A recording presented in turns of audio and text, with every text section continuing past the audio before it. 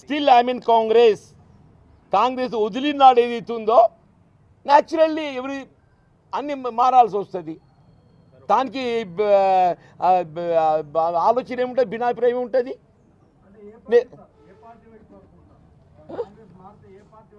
అది తర్వాత సార్, ముందైతే కాంగ్రెస్ పార్టీ వదిలే నిర్ణయం కావాలి. కాంగ్రెస్ పార్టీ వదిలిన తర్వాత అప్పుడు మీలాంటి వాళ్ళ సూచన తీసుకుంటా. డెఫినెట్లీ సంజయ్ కుమార్ ప్రధాన పాత్రధారుడు. ఆయన ఆడించే వాళ్ళు ఇంకెవరు ఉన్నారో తెలియదు కానీ డెఫినెట్లీ ఆయన పాత్రధారుడు అయితే ముందు కనబడుతుండే. ఆయన అది ఇప్పుడు వన్ ఆఫ్ ది రీజన్ చెప్పే కదా నేను ఇప్పుడు చెప్పానా లేదా. పార్టీ వీడేటువంటి ఆలోచన నాకు ఏర్పడటానికి కారణం ఈ పెద్ద మనిషి అని చెప్పినా లేదా. మరి ఆయన ప్రోత్సహించే వాళ్ళు ఎవరైనా ఉంటే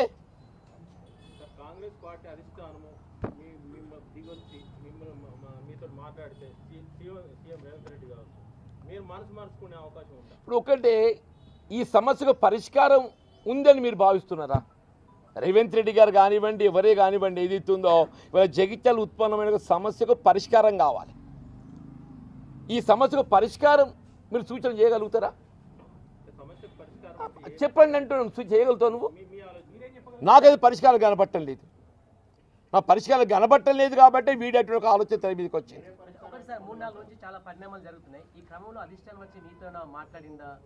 సార్, నాకు మిత్రులు ఉన్నారు కాంగ్రెస్ పార్టీలో, మాట్లాడేటోళ్ళు మాట్లాడుతున్నారు.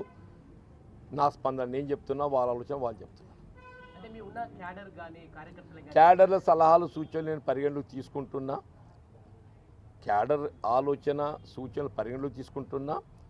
అట్ ది సేమ్ టైం ఇవాళ రాజకీయాలు అనేది ఏదైతుందో ప్రజాసేవలో ప్రధానమైంది గౌరవం.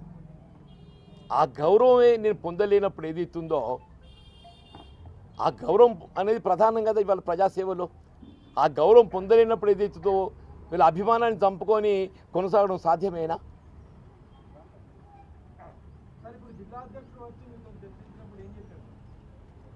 జిల్లా అధ్యక్షులతో చర్చించలేదు. మీతో చర్చించిందా?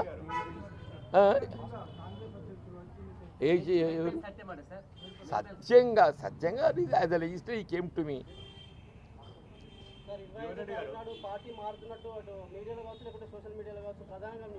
ఇప్పుడు ఒకటి బాబు, రేపు 19th ఐ థింక్ పరాభవనామ సంవత్సరం ఉగాది పర్వదినం. ఉగాది పర్వదినం వరకు ఏది ఇస్తుందో ఇంకా నేను ఏం మాట్లాడతలేను. మన ఉగాది పర్వదినం తర్వాత definitely I will come to you.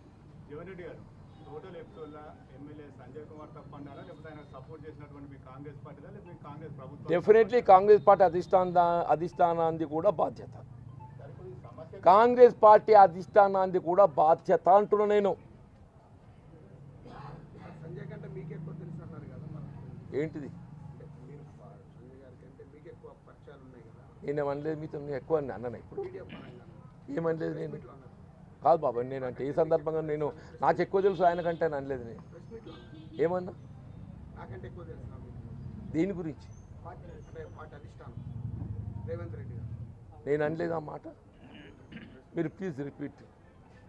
ఒక పెట్టి నేను అనలేదే.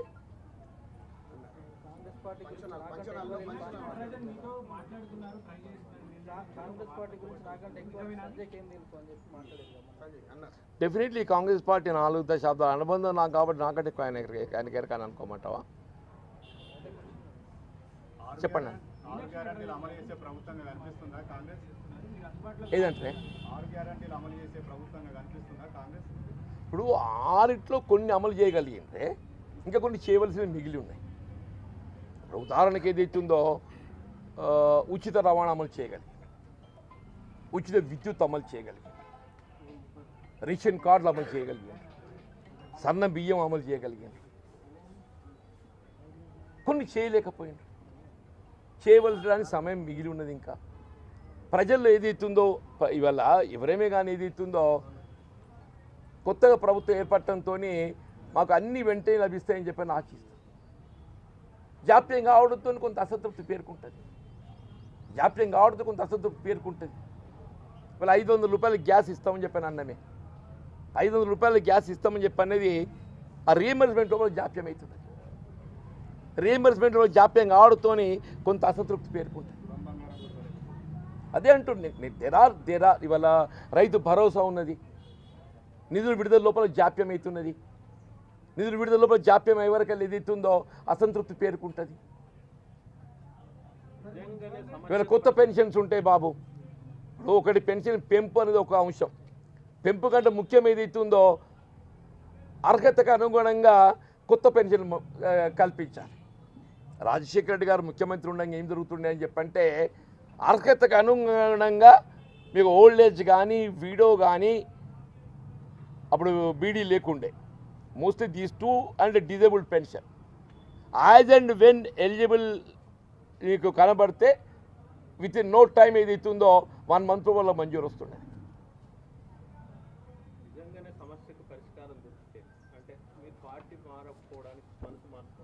అరే నాకు పరిష్కారం ఏం కనబడతలేదంటే పరిష్కారమే లేదంటే ఏదంటారు బాబు? ఏం కాదు, ఏం ఎందుకు ఒకడు పోతే ఆగుతా అదే పార్టీ. నాకునే అంత గొప్ప అనుకుంటలేను నేను. నాకుండే హ్యూమిలియేషన్తో ఏదైతుందో నేను పార్టీ వీడాలని చెప్పి నేను ఆలోచిస్తుండొచ్చు, కానీ నాకు నేను అంత గొప్ప అనుకుంటలేను నేను. నేను పోతే ఏదో మొత్తం ఏదో జరగబోతుందని చెప్పి నేను అనుకుంటలేను నేను. కానీ నా బాధ అయితే నాకు ఉంటుంది కదా, నా బాధ నాకు ఉంటుంది కదా, నా హ్యూమిలేషన్ నాకు ఉంటుంది కదా. నాకు హ్యూమిలేషన్ తీర్చలేనప్పుడు ఏదైతుందో నేను natural I will take some decision. నా గౌరవం లభించినప్పుడు ఏదైతుందో I must take some decision. దాని ప్రభావం ఏ మేరకు ఉంటుంది అనేది time will decide, time will show. దాని ప్రభావం ఏ మేరకు ఉంటుంది అనేది time will show.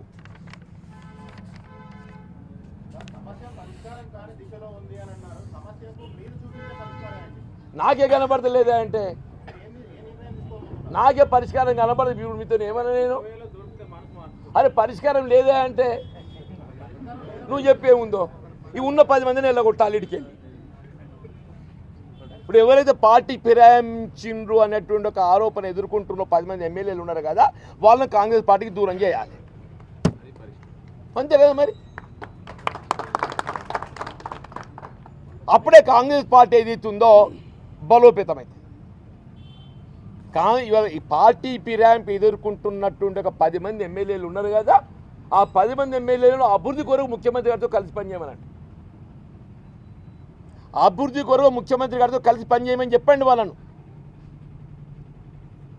Congress party అంతర్గత వ్యవహారాలలో వాళ్ళు జోక్యం చేసుకోవాలి. నాకు దోచిన ఒక పరిష్కార మార్గం అదొకటి కనబడుతుంది. మరి మీరేమైనా సలహాలు సూచనలు ఇంకా మీకు ఇంకేమైనా చూస్తే చెప్పండి.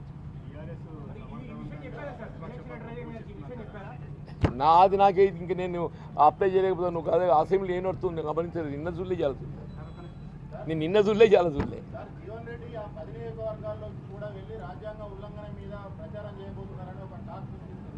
అరే మీరే చేస్తున్నారు నాకంటే ఎక్కువ. ఇప్పుడు మీడియా వచ్చి ఇక్కడ ఉన్న నేను మాట్లాడుతున్నా ఇదంతా are you not carrying it in that 10 segments అని ఎవరు అనుకుంటున్నారు?